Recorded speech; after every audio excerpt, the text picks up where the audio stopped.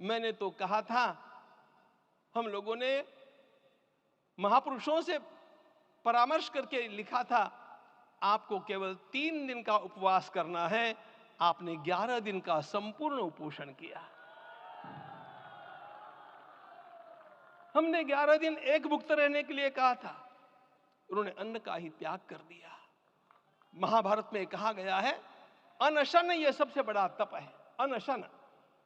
और उसको उनके जीवन में साकार होते हुए मैंने केवल देखा नहीं, मैं थोड़ा तार्किक हूं। आपकी परम पूजनीय माता जी से मिलकर के मैंने उसको रिकन्फर्म भी किया था कि आपका ये अभ्यास 40 वर्षों का है। ऐसा तपस्वी कोई राष्ट्रीय नेता प्राप्त होना यह सामान्य बात नहीं है। वे इन दिनों में हमने कहा था कि आपको विदेश प्रवास नहीं करना चाहिए, क्योंकि सांसर्गिक दोष भी आते हैं।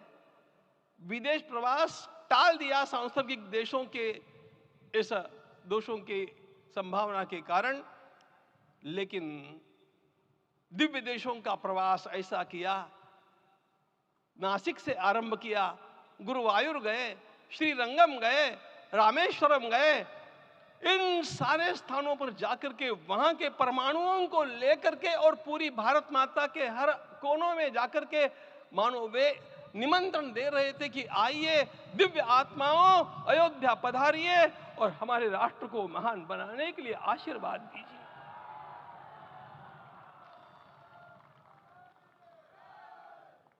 हमने केवल कहा था 3 दिनों तक आपको भूमि शयन करना चाहिए। 11 दिनों से आप भूमि शयन कर रहे हैं। इस कड़कड़ाती ठंड में इस प्रकार का शयन करना, मित्रों, ब्रह्मा जी ने सृष्टि को निर्माण किया। उस समय उन्होंने एक शब्द को सुना था। भारत की संस्कृति का सबसे मूल शब्द है तप, तप इति। हमारे पूज्य गुरुदेव के गुरुदेव परम गुरु कहा करते थे, कांची के परमाचार्य जी महाराज, तपश्चर। मैं जब भी उनसे मिलता था वे कहते थे तपश्चर। आज तप की कमी हो गई है और उस तप को हमने साकार आप में देखा। मुझे इस परंपरा को देखते हुए केवल एक राजा याद आता है जिसमें यह सब कुछ था, और उस राजा का नाम छत्रपति शिवाजी महाराज। छत्रपति शिवाजी महाराज। मित्रों, लोगों को पता नहीं है शायद,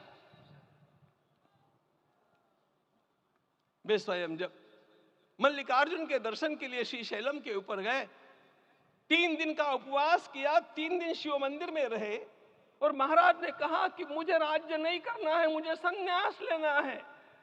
मैं शिव जी की आराधना के लिए जन्मा हूं, मुझे संन्यास लेना है, मुझे वापस मत ले जाइए। इतिहास का वो बड़ा विलक्षण प्रसंग है। उस प्रसंग में उनके सारे ज्येष्ठ मंत्रियों ने उनको समझाया और लौटा करके लाया कि यह भी आपका कार्य भगवत सेवा ही है।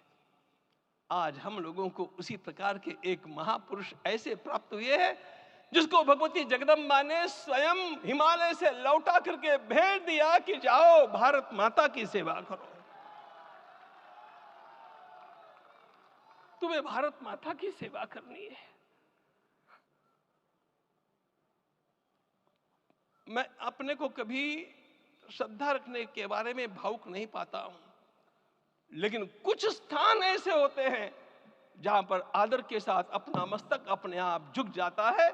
ऐसा एक स्थान हम लोगों को उच्च पदस्थ इस राजर्षि ने जब दिखाया तो मुझे छत्रपति शिवाजी महाराज के गुरु समर्थ रामदास स्वामी महाराज की याद आ गई।